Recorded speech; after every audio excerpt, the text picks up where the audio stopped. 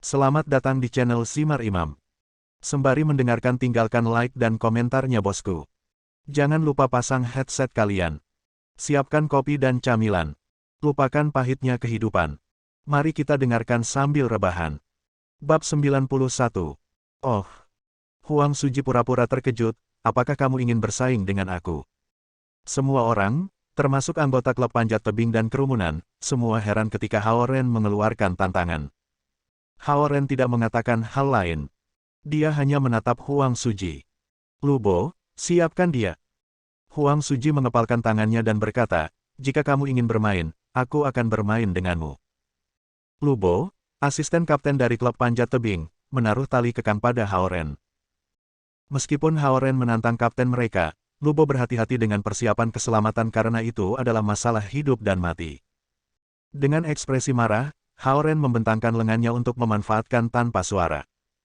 Di sisi lain, beberapa gadis cantik dari klub mengelilingi Huang Suji dan mengenakan harnes padanya. Adegan itu membangkitkan kecemburuan di Zhou Liren. Xie Yujia, yang berdiri di kerumunan, ragu-ragu selama beberapa detik sebelum berjalan. Hao Ren, jangan bersaing dengannya. Terlalu berbahaya, katanya. Presiden kelas, jangan khawatir. Aku akan baik-baik saja. Melihat kerutan kekhawatiran Xie Yujia, Hao Ren meyakinkannya. Panjat tebing adalah olahraga yang berbahaya.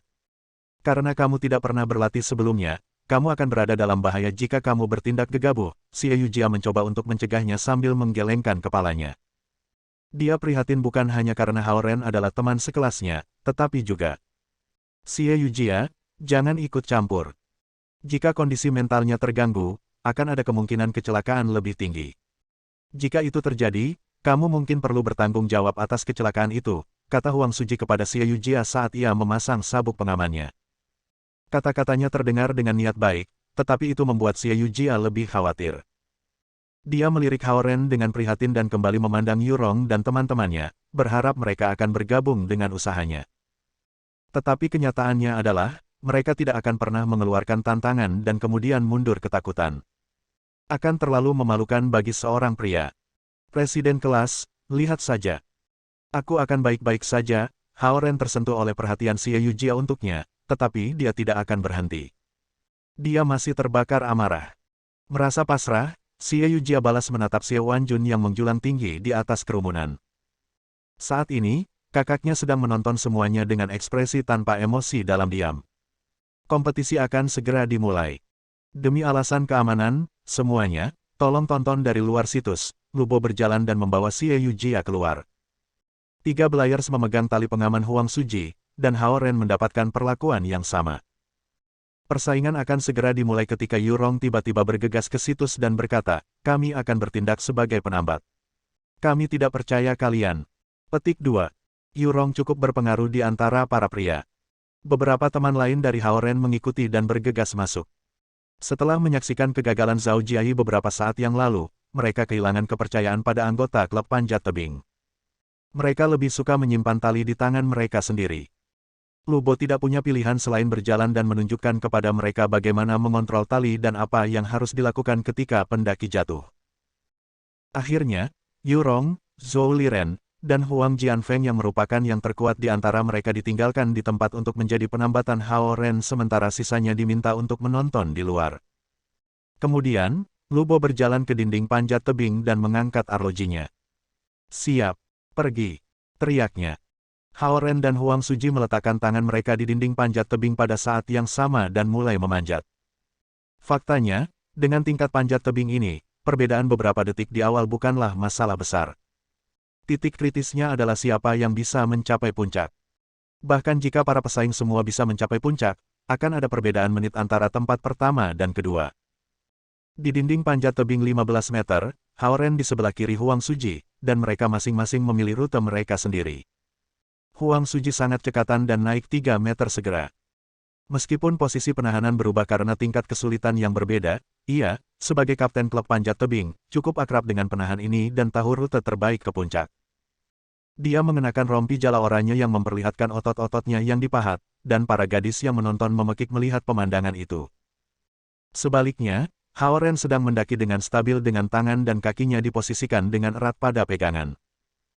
Dia tidak berpakaian profesional seperti Huang Suji, tetapi kemantapan dan pilihan rute yang cerdasnya membuat siswa yang tidak mengenalnya sedikit mengaguminya. Siapa pria ini?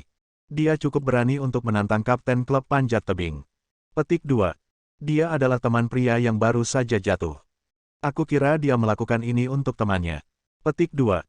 Bagaimana dia bisa mengalahkan Huang Suji yang merupakan pendaki terbaik di Rock Climbing Club? Apakah kamu tidak tahu bahwa dia adalah orang yang mengalahkan Huang Suji dalam perlombaan jarak jauh di permainan atletik sekolah? Para siswa di kerumunan mulai berbicara di antara mereka sendiri.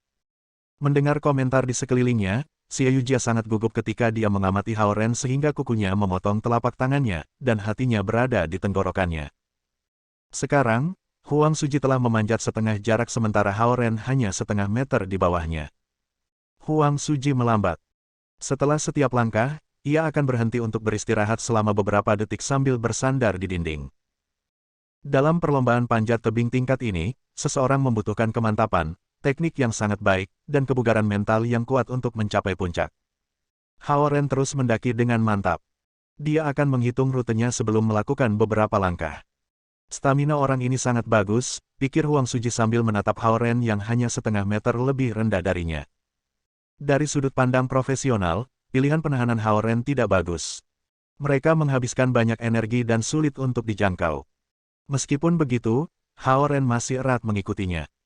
Hao Ren benar-benar monster, wajah Huang Suji berubah muram pada pikiran itu. Menatap 8 meter yang tersisa, dia menarik napas dalam-dalam dan melanjutkan pendakian dengan hati-hati. Jika dia membuat kesalahan dan jatuh, tahun kedua yang beruntung akan memenangkan kompetisi.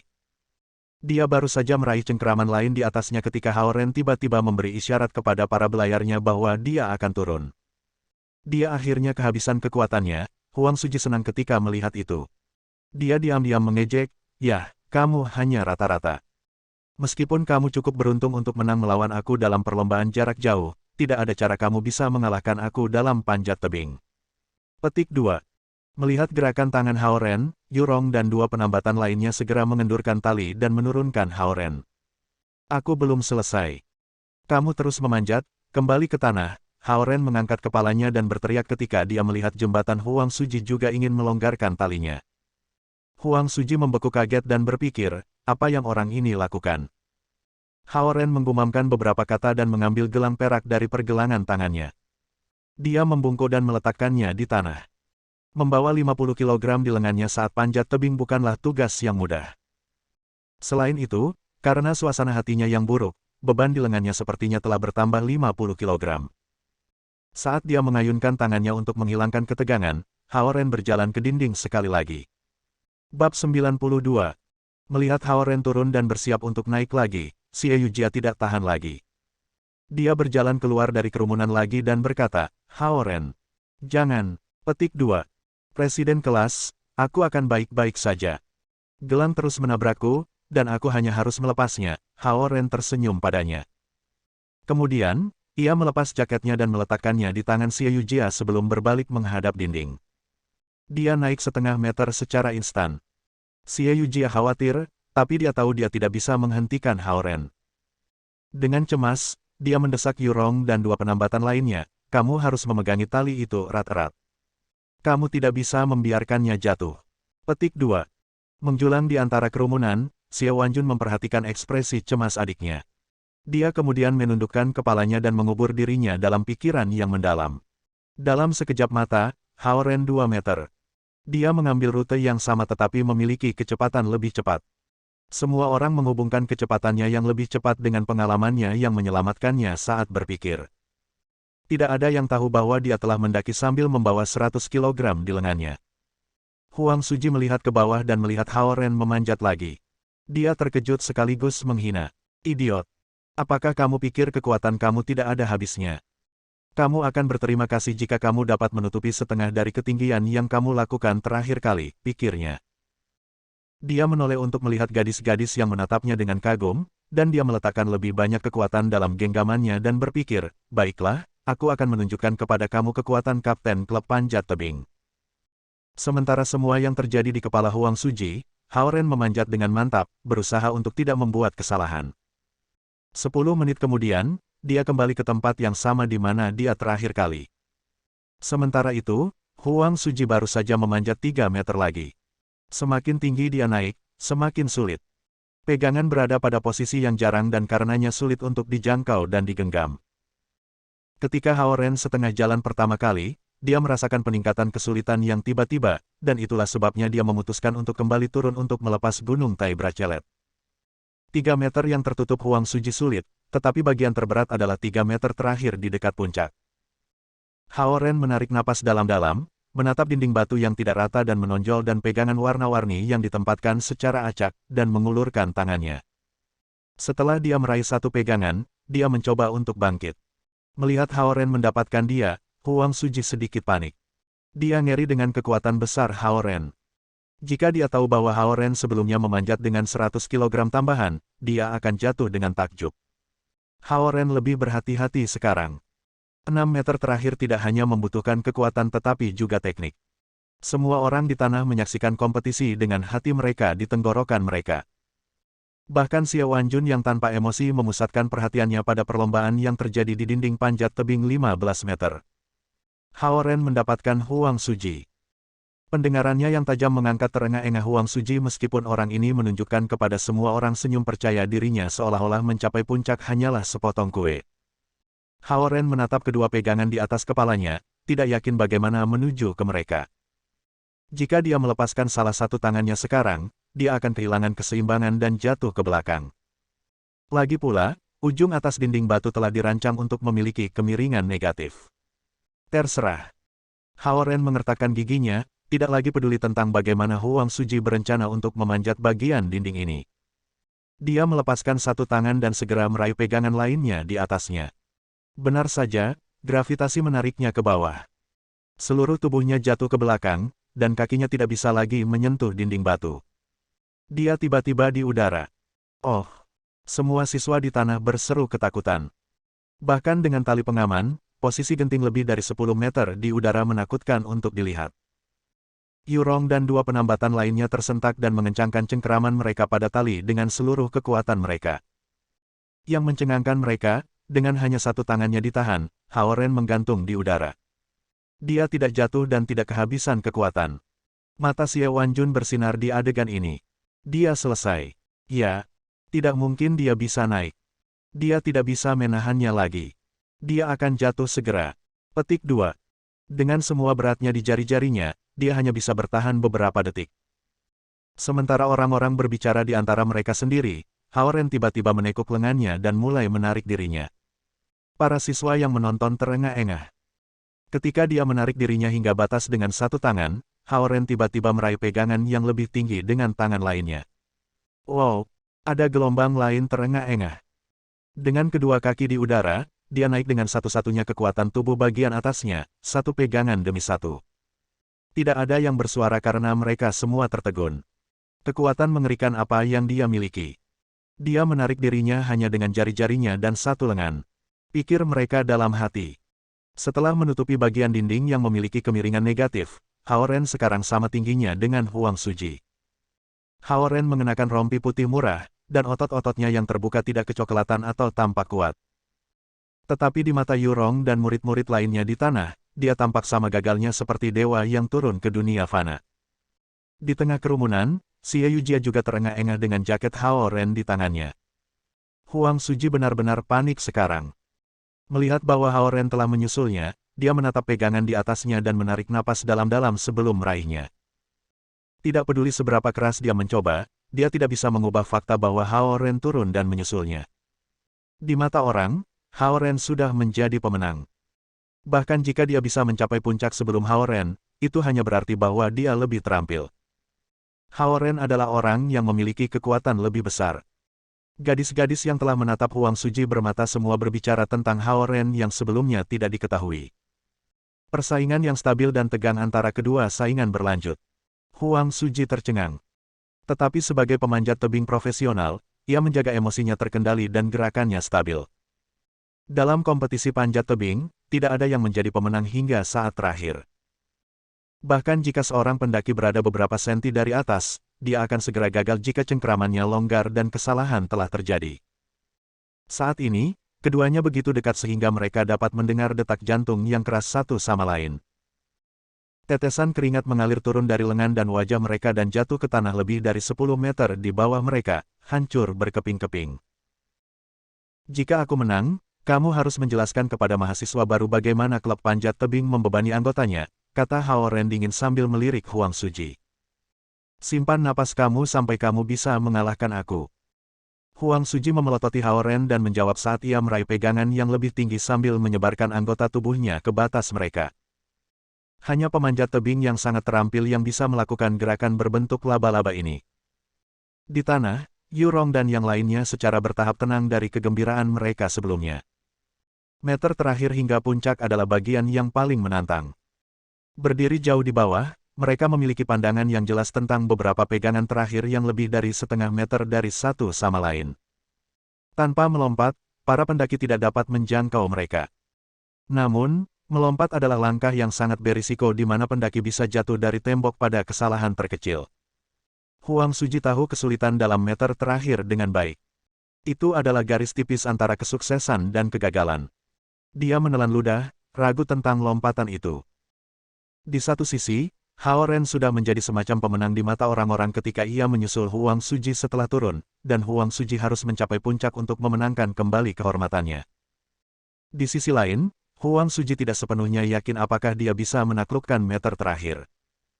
Dia hanya memiliki tingkat keberhasilan 50% bahkan selama latihan normal. Sekarang, dia memarahi dirinya sendiri karena menetapkan tingkat kesulitan ke level tertinggi untuk mencegah siapapun mencapai puncak dan mendapatkan hadiah. Sementara dia menimbang pilihannya, Hao Ren mengukur jarak dengan matanya dan melompat. Sepertinya waktu telah berhenti ketika dia melompat. Semua orang memandang Hao Ren yang melompat ke udara dengan menendang dua pegangan. Siluet terhadap langit biru, Hao Ren tampak seperti sedang terbang sementara angin mengepakkan rompi putihnya. Tentu saja, itu adalah ilusi orang. Hao Ren baru saja melompat setengah meter ke udara dengan tubuhnya bebas dari dukungan dari dinding. Yurong dan dua penambatan lainnya memegang tali dengan cemas dengan tangan berkeringat. Menamparkan. Hao Ren mendarat di dinding batu dengan satu tangan mencengkeram satu pegangan dan satu kaki menginjak yang lain. Ketika semua orang menghela napas lega, Hao Ren, yang hanya memegang dua pegangan bukannya tiga, mulai mengayun. Oh! Semua orang tersentak karena takut. Tampaknya mulut dan suara penonton tidak lagi di bawah kendali mereka. Menempatkan lebih banyak kekuatan di jari-jarinya dan memegang erat-erat, Hao Ren menstabilkan tubuhnya. Menempatkan kakinya yang bebas ke dalam saku di dinding, dia bersandar erat padanya. Hao Ren menghela nafas lega. Dia melepaskan satu tangan dan meraih pegangan yang lain. Bagian yang paling menantang telah usai, dan dia akan mencapai puncak setelah dua langkah mudah.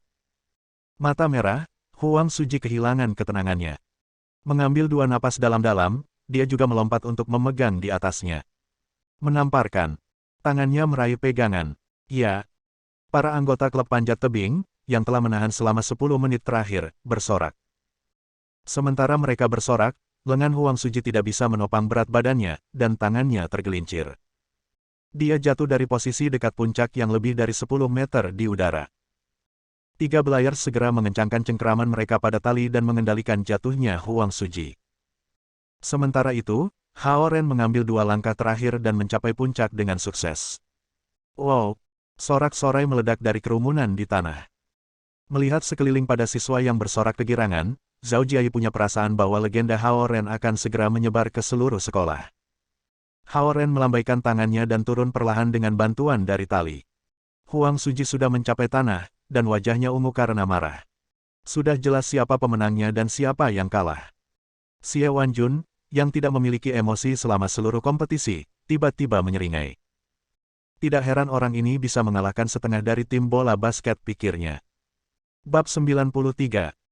Hao Ren, yang melepas tali kekang, tidak memperhatikan ekspresi Xie Wanjun di antara kerumunan.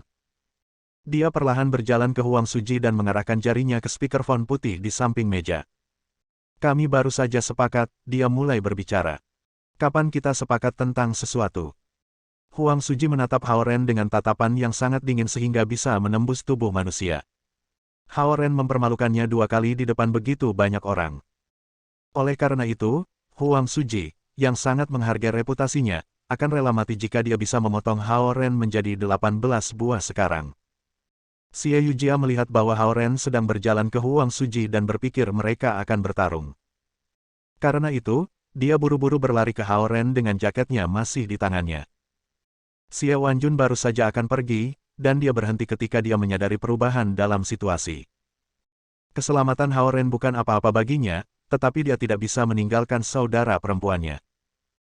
Kemarahan Huang Suji berkurang setengah ketika dia melihat Xie Yujia, terutama ketika dia melihat Xie Wanjun, yang menonjol dari kerumunan, menatapnya. Dia tidak berani melakukan gerakan impulsif.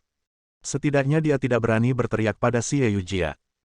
Mungkin orang lain tidak mengetahui status Xie Yujia, dia sebagai salah satu orang berpengaruh di sekolah tahu persis apa latar belakangnya.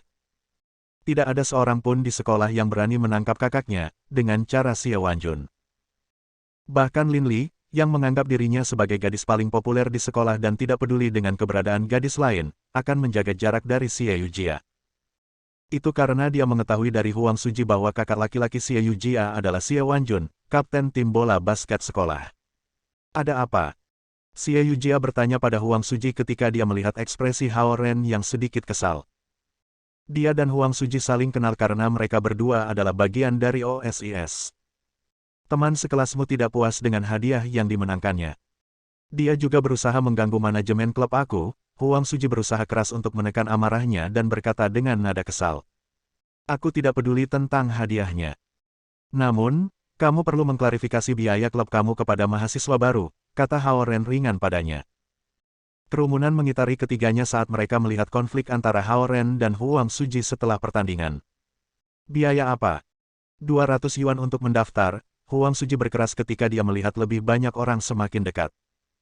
Baiklah, aku akan mengatakannya jika kamu tidak mau. Hao Ren mengangguk sambil berjalan ke meja untuk mengambil pengeras suara. Mengusir. Huang Suji mengulurkan tangannya dalam kemarahan dan mencoba menghentikan Hao Ren. Pak, Hao Ren sama kesal. Dia mendorong lengan Huang Suji tanpa ragu-ragu. Meskipun Huang Suji kuat, kekuatannya tidak seberapa dibandingkan dengan Hao Ren. Bagaimanapun, Hao Ren harus membawa sekitar 100 kg di pergelangan tangannya setiap hari. Huang Suji segera didorong ke samping, dan dia hampir jatuh. Hao Ren dengan cepat mengambil pengeras suara, menyalakannya, dan berkata kepada orang banyak, siapapun yang mempertimbangkan bergabung dengan Rock Climbing Club, dengarkan dengan cermat. Biaya yang kamu bayar hari ini hanya biaya pendaftaran, dan itu tidak termasuk biaya yang harus kamu bayar seminggu kemudian. Tidak hanya itu, pelatihan dan peralatan akan menjadi biaya tambahan juga. Aku pikir 200 yuan akan menutupi semuanya. Kita harus membeli peralatan sendiri. Aku pikir klub akan menyediakannya untuk kami. Petik 2. Benar saja, mereka yang baru mendaftar dan mereka yang akan mendaftar mulai berdiskusi. Ini bukan urusanmu. Huang Suji bergegas. Dia mengeluarkan tinjunya dan mengarahkannya ke dahi Hao Ren. Namun, itu dihentikan oleh tangan raksasa. Dia berbalik dan melihat Xie Wanjun menatapnya dengan marah dari atas dengan mata terbuka lebar. Xie Wanjun menggenggam lengannya dengan telapak tangan yang 2 kali ukuran rata-rata orang. Saudara Jun, dia melukai anggota tim bola basket kamu, dan kamu masih membantunya. Huang Suji mengambil lengannya kembali saat ia bertanya. Itu antara dia dan aku akan menanganinya nanti. Aku tidak senang dengan kamu menagih siswa dengan semua biaya tambahan ini juga, kata Xie Wanjun. Ini adalah pertama kalinya Hao Ren mendengar Xie Wanjun berbicara dan memandangnya dari jarak yang begitu dekat. Suara berat Xie Wanjun memiliki kekuatan yang luar biasa, dan mereka yang tidak mematuhi akan bermain dengan api. Aku tidak ingin bergabung dengan klub panjat tebing ini lagi. Bisakah aku mendapatkan pengembalian uang?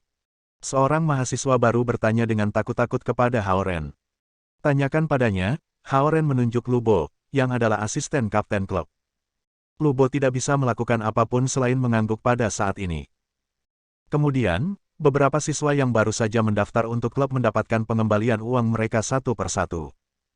Mereka mengira biaya pendaftaran hanya untuk menghadiri Rock Climbing Club dan tidak tahu bahwa akan ada banyak biaya untuk mengikuti. Satu set peralatan panjat tebing resmi, misalnya, akan menelan biaya ribuan. Tidak banyak siswa yang mampu melakukannya. Sudah hampir waktunya. Mari kita kembali ke kelas, kata Hao Ren setelah masalah itu diatasi saat dia menyeka keringat di dahinya. Oke, ayo pergi. Zhao Jiayi senang melihat Hao Ren melampiaskan amarahnya, dan dia tidak ingin tinggal lebih lama lagi setelah ini selesai. Hao Ren melihat sekilas ke arah Huang Suji, yang begitu kesal sehingga matanya memerah, dan mengabaikannya. Dia hanya mengambil jaketnya dari Xie Yujia dan berjalan keluar dari sana. Hei, kamu lupa hadiahmu. Xie Wanjun berkata dengan suaranya yang dalam. Dia meraih set peralatan hitam dan melemparkannya ke Hao Ren. Hao Ren menangkapnya di tangannya dan melemparkannya ke udara 2 kali. Kemudian, dia melemparkannya kembali ke Xie Wanjun dan berkata, aku tidak membutuhkannya. Xie Wanjun lebih dari 2 meter dan kuat seperti banteng. Dia dipaksa mundur setengah langkah oleh peralatan 50 pound yang terlempar kepadanya. Dia berpikir dalam hati, orang ini memiliki kekuatan lengan yang cukup kuat. Hao Ren. Xie Yujia berlari mendekat untuk menyusulnya. Ada apa, Presiden kelas? Hao Ren berbalik dengan enggan. Presiden kelas ini sempurna di samping minatnya mengendalikan terlalu banyak hal. Jika dia sudah seperti ini, dia pasti akan menjadi istri yang keras setelah menikah. Namun, dia sangat baik kepada semua teman sekelasnya. Kamu lupa gelang ini, dia menyerahkannya kepada Hao Ren. Hao Ren kemudian tiba-tiba teringat gelang Gunung Tai yang baru saja dia tinggalkan di samping dinding. Hao Ren dengan cepat mengambilnya dari tangannya yang halus dan meletakkannya di pergelangan tangannya. Jika aku lupa gelang ini dan telah kehilangan mereka, Hao Ren menggigil ketika dia memikirkan kalung di lehernya. Meskipun dia belum pernah merasakan perasaan kalung yang mengencang, dia tahu itu bukan perasaan terbaik di dunia. Lagi pula itu dari Suhan, dan itu bukan harta dharma murahan. Dia tidak akan pernah meninggalkan kehidupan jika dia memutuskan untuk membunuh. Itu kepribadiannya. Terima kasih, Presiden kelas. Hao Ren mengucapkan terima kasih dengan tulus kali ini. Xie Yujia memperhatikan betapa Hao Ren menghargai gelang yang tampaknya biasa ini, dan dia juga menangkapnya tanpa sadar menyentuh kalung perak. Kemudian, dia menyadari bahwa gelang dan kalung itu tampak seperti satu set. Apakah ini hadiah dari Suhan juga? Xie Yujia berpikir untuk dirinya sendiri. Ketua kelas, kamu harus ada kelas di sore hari juga. Pergi makan siang sebelum terlambat, Hao Ren tertawa bahagia dan berkata kepadanya. Setelah itu, dia berjalan pergi dengan lengannya di leher Zhao Jiai. Xie Yujia memandang Hao Ren saat dia berjalan. Dia bertanya-tanya apakah pacarnya benar-benar Suhan. Dia tidak sadar sampai Malina datang dan menyenggolnya. Bab 94. Orang-orang terus mengobrol dalam perjalanan ke kafetaria. Itu luar biasa. Apakah kamu melihat wajah Huang Suji, Ren? Itu sangat mengerikan sehingga tampak seperti sedang buang air besar. Zhao Jiai berteriak kegirangan saat dia berjalan. Sialan, Bung. Kami akan segera makan, mungkin tidak bicara tentang kotoran sekarang. Teriak Cao Ronghua. Tapi itu benar-benar hebat. Zhao Jiai terus membuat gerakan tangan yang gila saat dia berbicara. Aku masih ingat betapa sombongnya pria itu ketika kita melihatnya di Hongji Square terakhir kali. Tapi hari ini, dia bahkan tidak berani bersuara ketika para siswa meminta pengembalian uang. Petik 2. Hao Ren hanya tersenyum. Meskipun dia merasa baik juga, dia tidak begitu bersemangat seperti Zhao Jiai. Karena mereka memainkan trik pada Zhao Jiai untuk membuatnya jatuh, itu bisa menjadi kecelakaan parah. Jika Zhao Jiai jatuh sendiri, Hao Ren tidak akan mengambil kesempatan ini untuk mengganggu biaya berlebihan yang dibebankan oleh Rock Climbing Club. Dia tentu tahu bahwa kehadiran Xie Wanjun juga merupakan alasan mengapa Huang Suji menjadi diam. Huang Suji harus menelannya karena bahkan Xie Wanjun tidak senang dengan semua biaya tersembunyi di Rock Climbing Club. Ren, kamu cukup hebat dalam panjat tebing. Apakah kamu pernah berlatih sebelumnya? Zhou Liren menyela. Berlatih. Aku hanya melihatnya di TV. Jawab Hao Ren. Namun, dia ingat bahwa ketika dia masih kecil dan tinggal di neneknya, dia telah memberontak naik ke pagar dan pohon-pohon ribuan kali. Ayunan satu lengan itu luar biasa. Zhou Liren berteriak. Hao Ren berkeringat dingin. Gerakan acaknya di dinding panjat tebing bahkan mendapat nama profesional dari Zhou Liren. Sambil mengobrol, mereka tiba di kafetaria. Setelah makan siang, mereka menuju ke kelas. Berita tentang kompetisi panjat tebing di mana Hao Ren mengalahkan Huang Suji telah beredar di sekolah, dan para siswa dengan gila-gilaan menyebarkan video gerakan terakhir Hao Ren di mana ia melakukan pull-up berturut-turut dengan satu tangan sementara kakinya bebas. Di udara sebelum melompat ke udara untuk memegang pegangan jauh di atasnya. Orang di belakang kita, di baris terakhir kedua. Yang ada di baju hitam. Itu dia, Raja Udara. Bahkan selama kelas, banyak siswa berbalik untuk memeriksa Hao Ren. Reputasi yang hebat telah berjalan jauh, Zhou Liren menghela nafas ketika dia mencoba yang terbaik untuk memikirkan perkataan yang tepat. Itu tidak mudah baginya karena nilainya adalah yang terburuk di antara mereka. Hao Ren tidak punya waktu untuk berurusan dengan pernyataan itu. Dia fokus mempersiapkan bahan pelajarannya, dan dia bertanya-tanya bagaimana Zhao Yanzi melakukannya di ujian tengah semester. Cincin. Bel berbunyi. Setelah 2 jam duduk, siswa bergegas keluar dari ruang kelas. Beberapa gadis masih memeriksa Hao Ren saat mereka berjalan keluar, dan beberapa di antaranya adalah gadis-gadis muda yang cantik di tahun pertama mereka. Kamu terkenal sekarang, Ren. Beberapa gadis cantik mungkin ingin menjadi pacarmu. Zhou Liren berkata dengan cemburu. Saat mereka berbicara, seorang gadis cantik yang berpakaian bagus berjalan ke Hao Ren dan menyerahkan pesan padanya. Ini nomorku kalau kamu ingin bicara kapan-kapan. Aku pikir kamu sangat keren. Ngomong-ngomong, aku tahun pertama di jurusan bisnis, katanya. Setelah itu, dia menuju ke pintu, meninggalkan mereka sosok berbentuk indah untuk dilihat sesaat. Dia berbisik kepada gadis lain dengan rasa ingin tahu, bagaimana aku lakukan. Bagaimana aku melakukannya? Wah! Zhou Liren dan mereka menendang keributan karena mereka belum pernah melihat sesuatu seperti ini. Hao Ren terbatuk saat dia membuka pesan. Kemudian, dia menggulungnya dan melemparkannya ke tempat sampah di depan mereka. Zhou Liren tidak mengharapkan itu. Dia langsung berteriak, apa yang kamu lakukan membuangnya? Dia gadis yang sangat cantik. Ditambah lagi, dia sangat proaktif. Petik 2. Hao Ren melambai dan berkata dengan kesal, baiklah, ayo pergi. Zhou Liren melihat sampah dengan enggan. Dia berjuang melawan pemikiran untuk mengambil kembali catatan itu. Namun, ada sisa buah lengket di sana yang menghentikannya dari mencari-cari nomor gadis cantik itu. Jika itu sebelumnya, Hao Ren mungkin akan menemukan itu menarik dan mulai bersemangat. Dia akan membuka teleponnya dan mengirim pesan padanya segera. Namun, sepopuler dia sekarang, Hao Ren merasa menjengkelkan karena begitu banyak siswa yang tertarik untuk mengenalnya.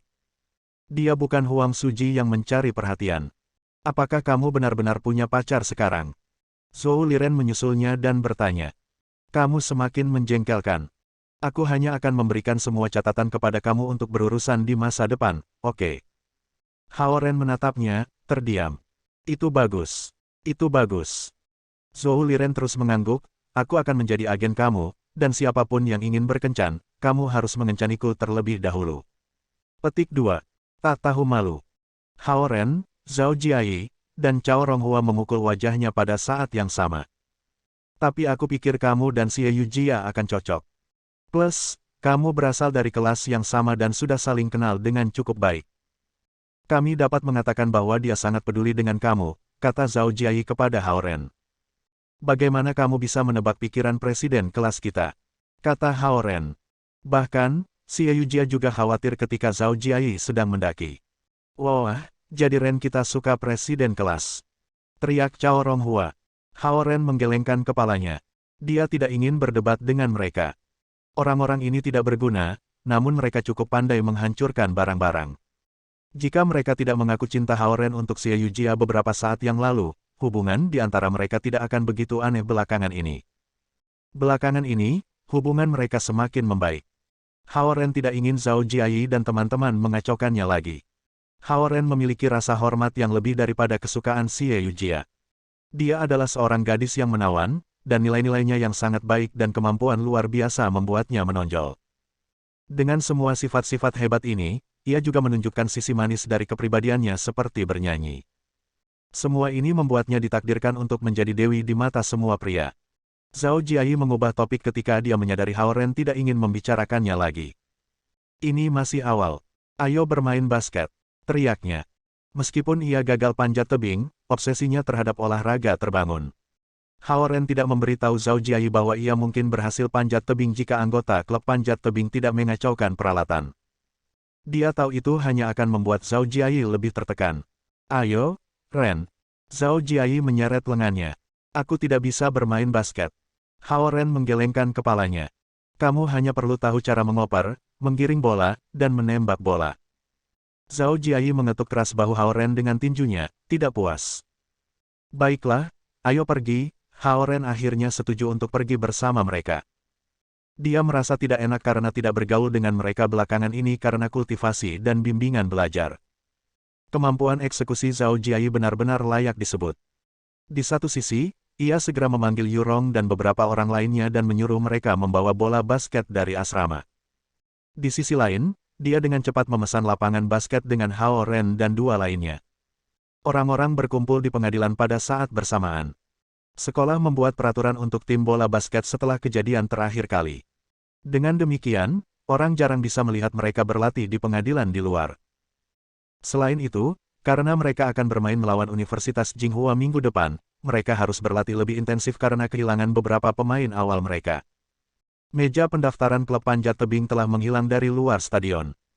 Kegiatan penyambutan anggota baru mereka biasanya berlangsung sepanjang hari, tetapi semua meja dan kursi tidak ditemukan.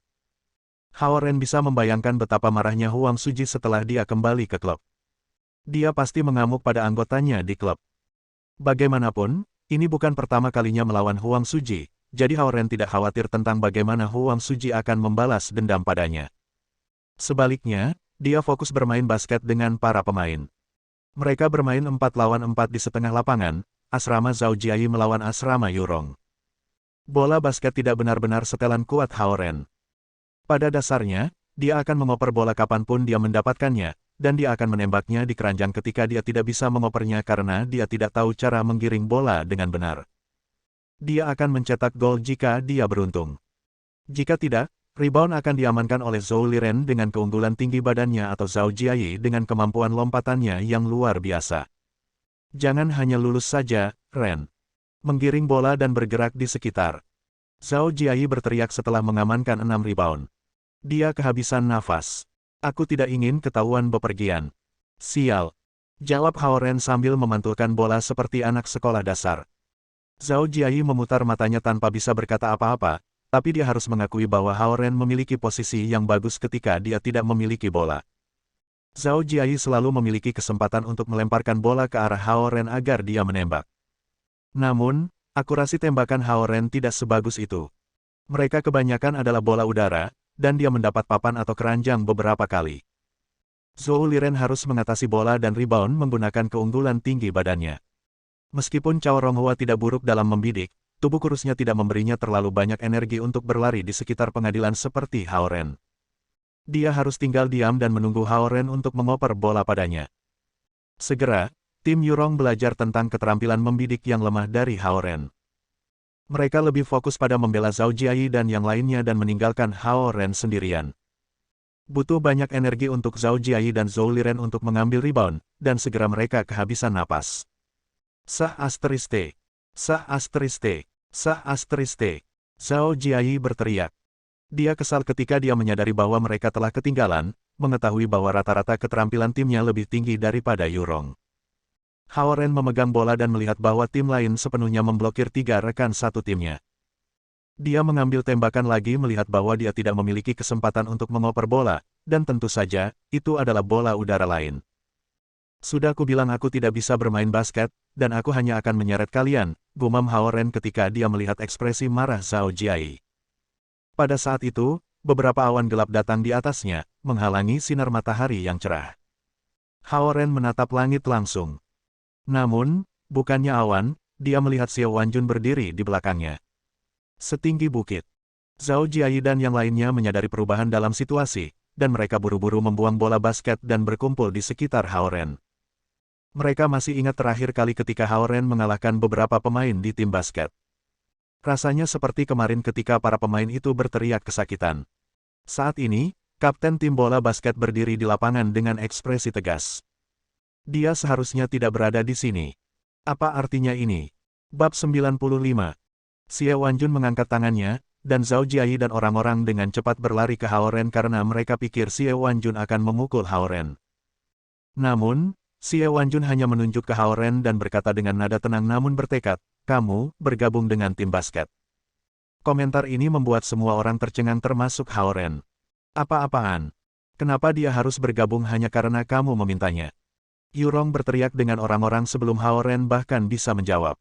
Xiao Wanjun mengabaikan teriakan mereka dan berbalik ke arah Zhao Jiayi.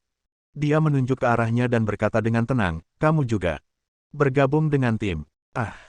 Zhao Jiayi sama terkejutnya dengan Hao Ren. Xie Wanjun mengeluarkan buku catatan kecil dari saku celana longgar dan membacakan untuk Hao Ren, reaksi, tingkat S. Kecepatan, level S. Kekuatan lengan, level SS. Posisi, level B. Lulus, level C. Dribbling, level D. Akurasi pemotretan, level E. Apa itu? Tanya Hao Ren. Namun, Xie Wanjun menoleh ke Zhao Jiayi tanpa menjawab pertanyaan Hao Ren. Melompat, level A. Posisi, level A. Lulus, level B. Dribbling, level A. Daya tahan, tingkat A. Penghakiman, tingkat B. Tinggi, level D, bacanya. Zhao Jiayi mendapatkan A dan B lurus kecuali nilai D untuk tinggi badannya, yang membuatnya merasa sedih juga. Terlepas dari antusiasme dan bakatnya untuk bola basket, tingginya hanya 1,7 meter. Itu juga alasan mengapa dia tidak berhasil masuk ke tim basket sekolah menengahnya. Tinggi badannya tentu saja tidak menghalangi dirinya menjadi populer dan disukai oleh para gadis di sekolah. Tentu saja, bagian terakhir dari kalimat itu berasal dari kata-kata Zhao Jiayi sendiri. Meskipun itu masalahnya, Zhou Liren dan orang-orang semacam percaya ketika mereka melihat dia diundang banyak oleh gadis-gadis cantik. Gadis-gadis itu selalu memintanya pergi ke karaoke atau melakukan perjalanan bersama mereka. Ketika Zhao Jiayi secara resmi diundang untuk bergabung dengan tim bola basket Universitas Laut Timur oleh kapten, dia sangat senang. Selalu menjadi impiannya untuk bergabung dengan tim bola basket. Ketika Xie Wanjun melihat acara pendaftaran Rock Climbing Club di luar stadion, ia memutuskan untuk meluangkan waktu untuk melihat apakah ada mahasiswa baru yang secara fisik luar biasa. Dia berharap untuk merekrut beberapa pemain baru untuk memperkuat timnya. Ketika dia melihat sorti Zhao Jiayi dengan mulus naik lebih dari 10 meter tanpa pengalaman sebelumnya, dia menyadari betapa berbakatnya mahasiswa tingkat 2 ini. Setidaknya dia tahu betapa energi dan gigihnya Zhao Jiayi. Namun, sebelum dia bisa mengatakan apapun kepada Zhao Jiayi, adegan pertengkaran antara Hao Ren dan Huang Suji terjadi. Dia mendengar bahwa Hao Ren dan teman-temannya sedang bermain basket di luar saat dia berlatih di stadion, jadi dia datang untuk melihatnya. Ketika Xie Wanjun melihat gerakan pemotretan Zhao Jiayi yang halus dan kesadaran bola basket yang sangat baik, ia tahu bahwa ia mendapati dirinya sebagai giok yang belum diproses. Oleh karena itu, ia bergegas untuk mengundang mereka meskipun ada keberatan orang lain. Apa A, B, C, D? Apakah ini pertanyaan pilihan ganda? Su Yandong dari asrama Yurong berteriak pada Xie Wanjun, tidak tahu seberapa bagus kapten ini di bola basket. A, B, C, D, E adalah level dalam sistem peringkat aku, dan S lebih baik daripada A. Dia menunjuk ke Zhao Jiayi dan berkata, kualitas fisik kamu sangat bagus, dan fondasi bola basket kamu cukup mengesankan. Kamu cukup menjanjikan sebagai mahasiswa tahun kedua. Petik 2.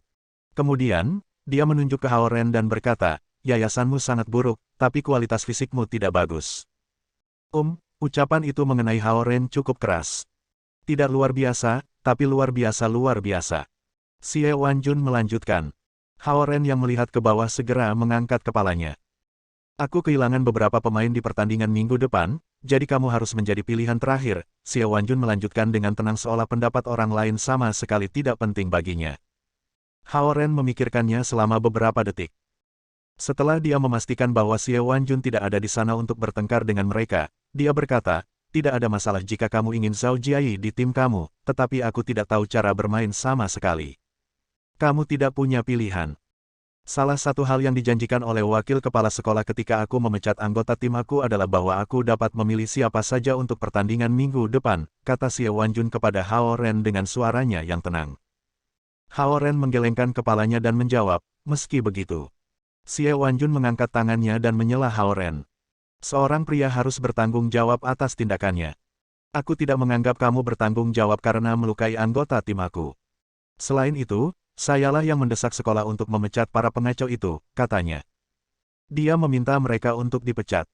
Tidak hanya Hao Ren, Su Rong, Zhao Jiayi, dan yang lainnya semua terkejut.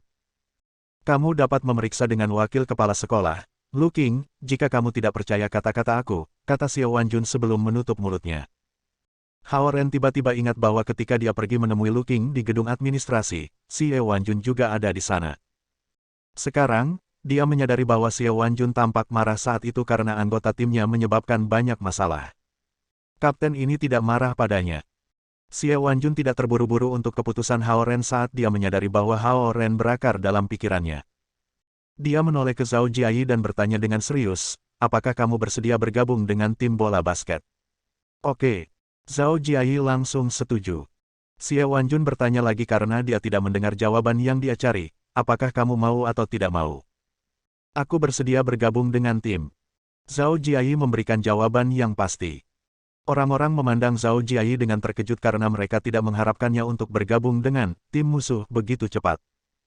Dia baru saja bertarung sengit dengan anggota tim bola basket belum lama ini, namun dia sudah menjadi bagian dari tim mereka. Namun, Zhao Jiayi berpikir berbeda. Basket bukan hanya hobinya tetapi juga mimpinya. Dia melihat undangan dari kapten tim bola basket sebagai pengakuan atas kemampuannya. Kesempatan hanya mengetuk sekali, jadi dia harus memanfaatkan sebaik-baiknya. Setelah mendapat jawaban positif dari Zhao Jiayi, Xie Wanjun menoleh ke Hao Ren lagi dan bertanya, bagaimana denganmu? Apakah kamu ingin menjadi bagian dari permainan minggu depan? Hao Ren mendengarnya jelas kali ini. Alih-alih memintanya untuk bergabung dengan tim, Xie Wanjun bertanya apakah dia ingin bermain dalam permainan minggu depan. Dengan kekuatan dan waktu reaksi yang cepat, kamu bisa menjadi yang tepat untuk menggantikan posisi Bai Zixiong. Kamu bisa menjadi penyerang daya sementara tim. Kamu akan rebound, bertahan, dan memblokir. Kami tidak akan mengandalkan kamu untuk menembak dan mencetak gol. Sederhananya, kamu akan menjadi pekerja keras di daerah terlarang. Xie Wanjun memberikan semuanya kepada Hao Ren tanpa ampun. Hao Ren mengerti dan merasa lega setelah mendengar ini. Kedengarannya seperti ini, Xie Wanjun telah memperhatikan aku untuk sementara waktu sekarang, pikirnya. Kamu, di sisi lain, Xie Wanjun berbalik ke Zhao Jiayi dan berkata, cepat bereaksi dan halus dalam menggiring bola. Kamu juga dapat melindungi bola dengan baik saat menggiring bola karena pusat gravitasi kamu lebih rendah. Plus, dengan rasa ruang dan waktu yang tepat, kamu bisa meneruskan bola dengan memanfaatkan celah dan kesalahan di pertahanan tim lain. Kamu sangat cocok sebagai point guard. Keterampilan menembak kamu yang akurat dapat memberi manfaat lebih pada posisi ini. Xie Wanjun terus tentang betapa baiknya Zhao Jiayi. Meskipun Zhao Jiayi pendek, Xie Wanjun tidak bisa berhenti memujinya dengan lantang. Mata Zhao Jiayi menjadi lebih cerah dan lebih cerah. Meskipun Hao Ren tidak mengerti arti dari seluruh pemain, Zhao Jiayi, sebagai penggemar bola basket, tahu dengan jelas bahwa point guard memiliki kesempatan paling besar untuk mengontrol bola di seluruh pertandingan. Mereka adalah inti sebenarnya dari tim. Iya nih, aku masuk. Hao Ren setuju tanpa ragu-ragu setelah melihat temannya menyala gembira. Dia bertanya, kapan kita memulai pelatihan? Xie Wanjun tidak bisa menahan tawa ketika dia mendengar pertanyaan Hao Ren. Temanmu bisa memulai latihannya dengan anggota tim lainnya mulai besok. Sedangkan untuk kamu, ia menyeret suaranya sebelum menyatakan, Yujia bisa mengajari kamu. Bersambung. Nantikan bab selanjutnya bosku.